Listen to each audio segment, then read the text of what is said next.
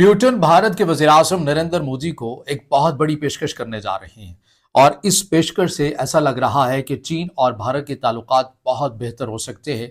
इस सब में पाकिस्तान के लिए क्या पैगाम होगा? इन तमाम चीज़ों के ऊपर आज के इस व्लॉग में बात होनी है। अस्सलाम वालेकुम। आज तारीख है 28 नवंबर 2025 और मैं हूं रज़ा अब्बास। आपसे दरख्वास्त के वीडियो को लाइक और चैनल को सब्सक्राइब जरूर कीजिएगा। रशिया की वज़ारत ख़ारिजा की तरफ से तस्दीक कर दी गई है कि 4 और 5 दिसंबर 2025 को रशिया के सदर व्लादिमीर पुतिन अपना इंतहाई अहमियत का हामिल विजिट भारत में करने जा रहे हैं। इस दौरे से मुतालिक मीडिया ने जो एक हाइप क्रिएट की हुई है उसके अंदर जो ज़्यादा बातें हैं, जो जिसे मरकज़ी नुकाती एजेंडा कहा जा रहा है, वो ये है कि मज़ीद S-400 लेने की बातें होंगी, Su-57 के हवाले से बातें होंगी और दीगर जो रशिया की इंतहाई अहम टेक्नोलॉजी है उसके तबादले की बात की जाएगी। और रशिया तो पहले ही ये कह चुका है कि हम Su-57 बनाने के हवाले से जो पूरा अपना प्रोडक्शन यूनिट है वो हम भारत के अंदर भी लगाने के लिए तैयार हैं। इससे ये होगा कि जो भारत के इंजीनियर हैं वो भी सीख सकेंगे। तो बातें तो इस विजिट से पहले ही हो चुकी हैं, अब हतमी तौर के ऊपर एग्रीमेंट होने हैं और मज़ीद इन दोनों ममालिक ने अपने ताल्लुकात को नई बुलंदियों तक लेके जाना है। लेकिन मीडिया तो दिफाई टेक्नोलॉजी की हद तक ही रहेगा, मगर एक चीज़ नज़रअंदाज की जा रही है जिसके ऊपर बात नहीं की जा रही, और वो है RIC का प्लेटफॉर्म। अब ये RIC क्या है? प्रीमाकोव जो कि रशिया के वज़ीर ख़ारिजा थे 1990 में,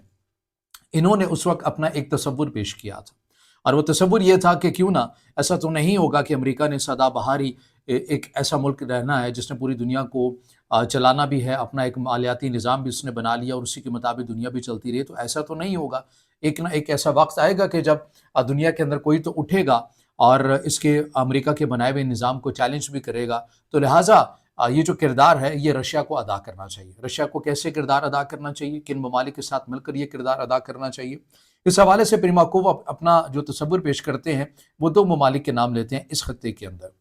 वो ये कहते हैं कि हमें अपने इस प्लेटफॉर्म पर हमें एक जो मगरिब मुखालिफ हमने बनाना है, जो अमेरिका मुखालिफ हमने निज़ाम बनाना है, इसके अंदर हमें चाइना को शामिल करना चाहिए, क्योंकि चाइना आने वाले दिनों के अंदर एक बहुत बड़ी मईशत भी बन जाएगा, माशी हजम उसका बहुत ज़्यादा होगा। याद रखिए कि उन्होंने 1990 के अंदर ये तसव्वुर पेश किया था और चाइना के वाले से ये प्रेडिक्ट किया था। लिहाजा हमें चाइना को इस प्लेटफॉर्म का हिस्सा बनाना चाहिए। और उसके बाद जो इस खत्ते के अंदर इंतहाई स्ट्रेटेजिक डेप्थ रखता है भारत, हमें उसे भी अपने साथ मिला लेना चाहिए, क्योंकि भारत एक बड़ी आबादी वाला मुल्क है और भारत के पास भी एक बहुत बड़ी मार्केट है, तो मईशत भी उसकी अच्छी है। तो लिहाजा हमें चाइना, इंडिया और रशिया को साथ मिलाकर एक ऐसा प्लेटफॉर्म बना लेना चाहिए जो मगरिब और अमेरिका के मुखालिफ हो, और इसी प्लेटफॉर्म को RIC का नाम दिया गया, यानी रशिया, इंडिया, चाइना। और ये प्लेटफॉर्म बना भी, ऐसा नहीं है कि नहीं बना, ये बना, लेकिन उस हद तक फ़ाल नहीं हो सका। लेकिन ये अपनी अब उसको कहें कि मरा भी नहीं है, लेकिन जिस हद तक भी ये फ़ाल रहा इसने 2 बार भारत को भी बचाया। अब ये बात मैं ये क्यों कर रहा हूँ कि आपको याद है डोकलाम वाला तनाज़ा जो मुमकिन तौर पर ग़ालिबन अगर मैं गलत नहीं हूँ तो 2017 के अंदर ये पेश आया भूटान में, जहाँ पर चीन और भारत की सरहद के बिल्कुल करीब एक सड़क की तामीर के ऊपर भारत और इंडियन जो आर्मी है ये आमने सामने आ गए और 73 दिन तक तकरीबन ये आमने सामने रहे। और इसके ऊपर फिर खामोश सालिसी का किरदार अदा करता है रशिया। और रशिया मॉस्को के अंदर फिर हम देखते हैं कि वुहान समिट होता है और मोदी और शी जिनपिंग की मुलाकात होती है, दोनों सरबराहान टेबल पर बैठते हैं और जंग का जो खतरा है वो टल जाता है। फिर उसके बाद हम ये देखते हैं 2020 के अंदर गलवान का एक तनाज़ा होता है, जहाँ पर लाठी चार्ज, मुक्के डंडे बरसाए जाते हैं, इंडियन फोर्स और चाइनी फोर्सेस आमने सामने आ जाते हैं, ज़ख्मी और हलाकतों की रिपोर्ट भी सामने आती है। और ऐसे में एक बार फिर रशिया के जो वज़ीर ख़ारिजा हैं सरगेई लारोव,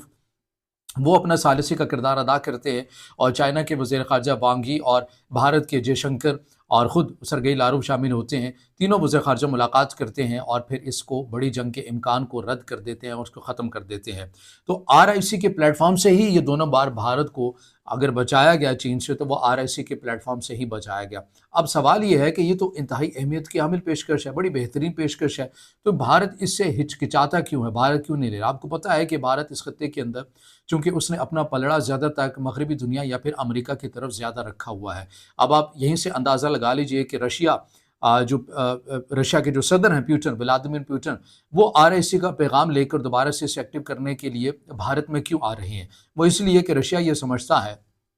کہ اب چونکہ یوکرین جنگ بالکل اپنے اختتامی مراحل کے اندر ہے اور ان کا یہ دعویٰ ہے کہ رشیا بہت جلد یہ جنگ جیت بھی جائے گا، اور اگر ایگریمنٹ ہو جاتا ہے اس کے اندر بھی ایسے ٹرمز اینڈ کنڈیشن ہے کہ وہ رشیا ہی کو سوٹ کرتی ہیں۔ مغرب ممالک کی اس حد تک وہ کیپیسٹی نہیں رہی ہے، نیٹو بھی اب آپ کو تھکا ہوا نظر آتا ہے، تو لہٰذا اب یہ بہترین ایک وقت ہے کہ ہمیں یورو ایشیا میں ایک سیکیورٹی آرکیٹیکچر بنا لینا چاہیے، جہاں پر ان دونوں ممالک کو، چائنا اور انڈیا کو اور ان کے ساتھ رشیا، یہ تینوں ممالک مل کر یوریشیا میں ایک اپنا سیکیورٹی آرکیٹیکچر بنائے، geopolitical point of view سے بنائے، جو کہ امریکہ اور مغربی بنائے ہوئے نظام کو چیلنج بھی کر سکے۔ تو جو رشیا ہے وہ اسی لیے یہ پیغام لے کر بھارت کے اندر بھی آ رہے ہیں۔ لیکن اگر آپ یہ دیکھیں کہ جو بھارت کی ڈائریکشن ہے، کیونکہ 2030 سے پہلے رشیا یہ چاہتا ہے کہ ہم اس پلیٹ فارم کو مزید ایکٹیو اور فعال کر لیں، لیکن نریندر مودی جو ہے وہ اپنا ابھی بھی انہوں نے جو پلڑا ہے وہ واشنگٹن کی طرف رکھا ہوا ہے۔ 2030 کے اندر آپ یہ دیکھیں کہ $500 ارب حجم رکھا ہوا ہے امریکہ اور بھارت کے درمیان تجارت کا، اور اس سے کہیں کم رشیا اور بھارت کے درمیان جو ہے اب وہ تجارتی حجم انڈین سرکار کی طرف سے رکھا گیا ہے۔ تو انڈین ابھی بھی انڈو پیسیفک کے اندر دیکھ لیں آپ کہ اس اتحاد کا حصہ ہے، کوڈ کا حصہ ہے، جو کہ چائنا کے اگینسٹ ہے، خالصتاً چائنا کے اگینسٹ ہے، اس میں تو دو رائے نہیں ہے۔ اب پیوٹن یہ چاہتے ہیں کہ بھارت جو ہے وہ مغربی نظام کے اندر رہا، امریکہ کے ساتھ رہا، لیکن اب تو امریکہ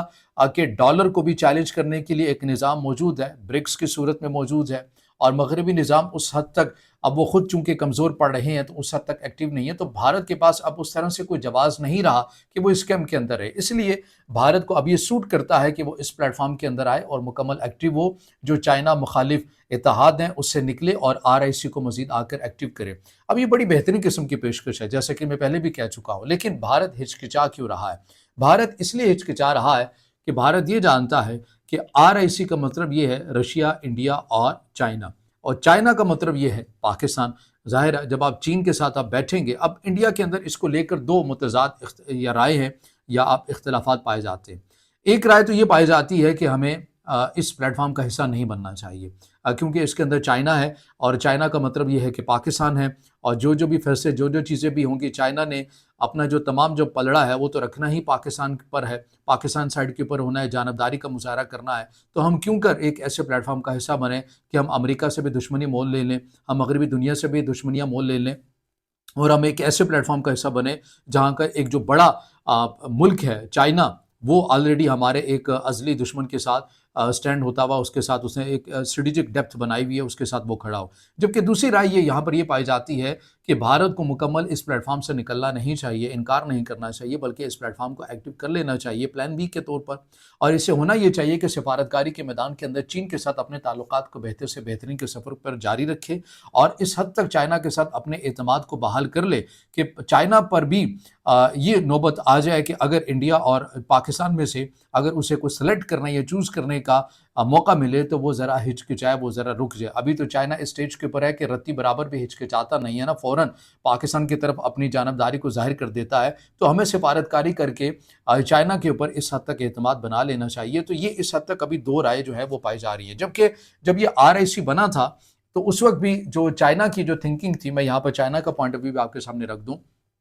کہ چائنا یہ کہہ رہا تھا کہ رشیا نے RIC بنایا ہے یوروشیا آرکیٹیکچر کو دیکھ کر، یعنی سیکیورٹی پوائنٹ آف ویو اس کا نقطہ نظر ہے، جیو پولیٹیکل اس کا مقصد ہے، لیکن چائنا کہہ رہا تھا کہ نہیں، ہمیں سیکیورٹی پوائنٹ آف ویو سے چیزوں کے اوپر نہیں الجھنا چاہیے، ہمیں معیشت کو مین رکھنا چاہیے۔ اگر ہم تینوں ممالک ایک ساتھ ہو رہے ہیں تو اس کا ایجنڈا صرف اور صرف تجارت ہونا چاہیے، سیکیورٹی نہیں ہونا چاہیے، اور یہی وہ وجہ ہے کہ RIC آگے چل کر برکس کی شکل بھی اختیار کر گیا، اور یہی وہ وجہ ہے کہ اب ان تمام چیزوں کو دیکھنے کے بعد، پیوٹن اپنی تمام تر کیلکولیشن کرنے کے بعد، یوکرین جنگ اختتامی مراحل ہو جانے کے بعد، اب وہ انڈیا کو دورہ کر رہے ہیں، جہاں پر ہتھیاروں کی بات ہوگی، جہاں پر ٹیکنالوجی کی بات ہوگی، جہاں پر تجارت کی بات ہوگی، اور اس سب میں سفارتکاری کے میدان میں بند کمروں کے اندر جو پیشکش پیوٹن رکھنے جا رہے ہیں وہ یہی ہے کہ RIC پلیٹ فارم کو ایکٹیو کرنے کے لیے انڈیا اپنا کردار ادا کرے اور یہاں وہاں سے نکل آئے، اس پلیٹ فارم کا استعمال کرے، اسے ایکٹیو کرے، کیونکہ آگے مستقبل اسی کا ہی ہے۔ تو یہ مودی کو ایک بڑی پیشکش ہونے جا رہی ہے